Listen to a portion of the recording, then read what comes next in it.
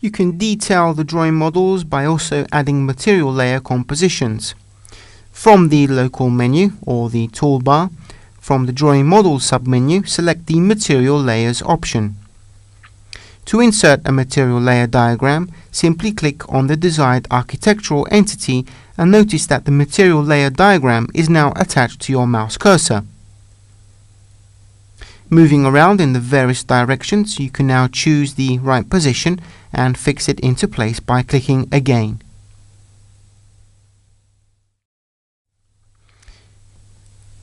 To insert other material layer diagrams, just proceed in the very same way.